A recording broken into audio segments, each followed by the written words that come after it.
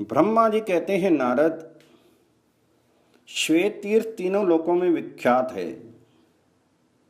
उसके श्रवण मात्र से मनुष्य सब पापों से छुटकारा पा जाता है। पूर्व काल में श्वेत नाम के एक ब्राह्मण थे जो महर्षि गौतम के प्रिय सखा थे।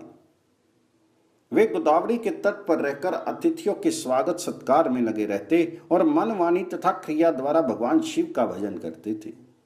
वे सदा भगवान सदाशिव की पूजा और ध्यान करते रहते थे। शिव के भजन में ही उनकी आयु पूरी हो गई।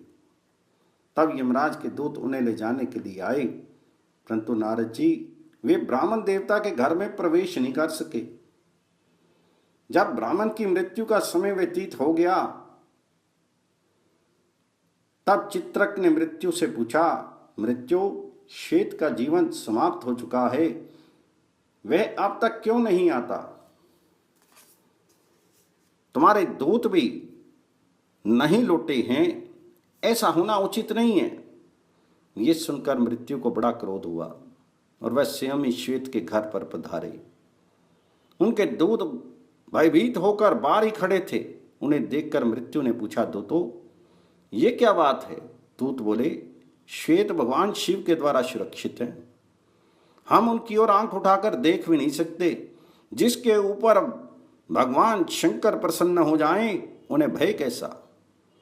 जब मृत्यु ने अपना फंदा हाथ में लेकर स्वयं ही ब्राह्मण के घर में प्रवेश किया, ब्राह्मण तो भक्तिपूर्वक भगवान शिव की पूजा कर रहे थे। उन्हें ना तो मृत्यु के आने का पता था और ना यमदूतों के। श्वेत के समीप पाशधारी मृत्यु को खड़ा देख दंडधारी भैरव ने विस्मित होकर पूछा, मृत्युदेव, यहां क्या देखते हो? तो मृत्यु ने उत्तर दिया, मैं श्वेत को ले जाने के लिए आया हूं, अतः इन्हीं को देखता हूं। तो भैरव ने कहा, लौट जाओ। मृत्यु ने श्वेत पर अपना फंदा फेंका। ये देखकर भैरव कुपित हो उठे। उन्होंने शिव के दिए हुए दंड से मृत्यु पर गहरी चोट की। मृत्यु देवता पाश हाथ में लिए हुए ही धरती पर गिर पड़े। मृत्यु को मारा गया देख यमदूत भाग गए। उन्होंने मृत्यु के वध का समाचार यमराज से कहा। यह सुनकर महिषवाहन यमराज को बड़ा क्रोध हुआ। उन्होंने अधिक बलवान चित्रगुप्त, अपनी रक्षा करने वाले यमदंड, महिष, भूत, वेताल आदि आदि व्याधियों को शीघ्रता पूर्वक चलने का आदेश देकर तुरंत वहां से प्रस्थान किया।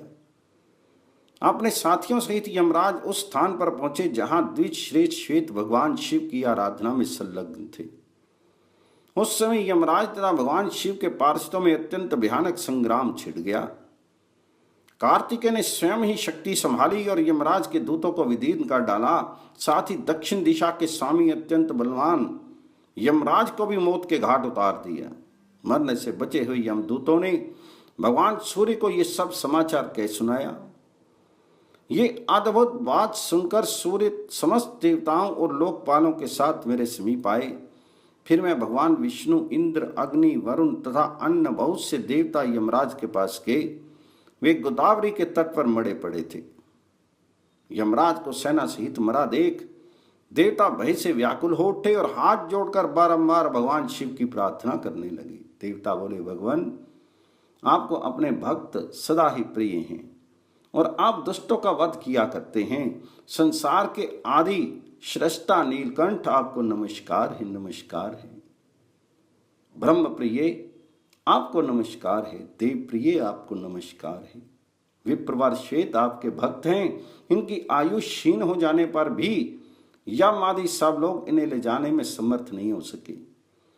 आपका अपने भक्तों पर ऐसा महान प्रेम देखकर हम सबको बड़ा संतोष हुआ। नाथ, सचमुच ही आप बड़े भक्त वत्सल हैं। जो लोग आप जैसे दयालु परमेश्वर की शरण में आ गए हैं, उन्हें यमराज भी नहीं देख पाता। ये जानकर ही सब लोग पराभक्ति के साथ आपका भजन करते हैं। आप ही इस जगत के स्वामी हैं। क्या ये बात आप भूल गए हैं? आपके बिना यहां व्यवस्था करने में कौन समर्थ हो सकता है? इस प्रकार स्तुति करने वाले देवताओं के समक्ष भगवान शंकर जी स्वयं प्रकट हो गए और बोले, देवताओं, तुम्हें क्या दूं? तो देवताओं ने कहा, देवेश्वर, ये सूर्य के पुत्र धर्म हैं, जो समस्त देहधारियों का नियंत्रण करते हैं। इन्हें धर्म और अधर्म की व्यवस्था में नियुक्त किया गया है। ये लोकपाल हैं, अपराधी और पापी नहीं हैं। अतः इनका वध नहीं होना चाहिए। इनके बिना ब्रह्मा जी कोई कार्य नहीं चला सकते। इसलिए सेना और वाहनों सहित यमराज को जीवित कर दीजिए। नाथ, महात्माओं के सामने की हुई प्रार्थना सफल ही होती है, वह कभी व्यर्थ नहीं होती है। तो भगवान शिव बोले, देवताओं मेरी बात सुनो। जो मेरे तथा भगवान विष्णु के भक्त हैं, गौतमी गंगा का निरंतर सेवन करने वाले हैं, उनके स्वामी हम लोग स्वयं ही हैं। मृत्यु का उनके ऊपर कोई अधिकार नहीं है।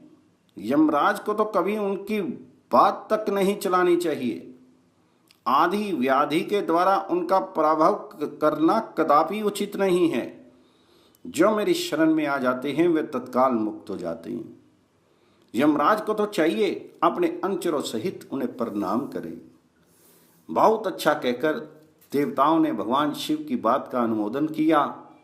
तब भगवान शिव ने अपने वाहन नंदी से कहा, तुम गौतमी का जल लेकर मरे हुए यमराज आदि के शीर पर छिड़क दो। आज्ञा पाकर नंदी ने यम आदि सब लोगों पर गोदावरी का जल छिड़का। इससे वे जीवित होकर उठ बैठे और दक्षिण दिशा की ओर चले गए। गौतमी के उत्तर तट पर विष्णु आदि सब देवता ठहर गए और देवादिदेव महेश्वर की पूजा करने लगे। उससे वहां 1,12,000 तीर्थ एकत्रित हुए थे। इसी प्रकार गोदावरी के दक्षिण तट पर 30,000 तीर्थ एकत्रित हुए। यही श्वेत तीर्थ का पवित्र उपाख्यान है। जहां मृत्यु देवता मर कर गिरे थे वह स्नान मृत्यु तीर्थ कहलाता है। वहां किया हुआ स्नान और दान सब पापों का नाश करने वाला है। उसके महात्म्य का श्रवण, पठन और स्मरण अंतःकरण के मल को धोने वाला और सब लोगों को भोग तथा मोक्ष प्रदान करने वाला है।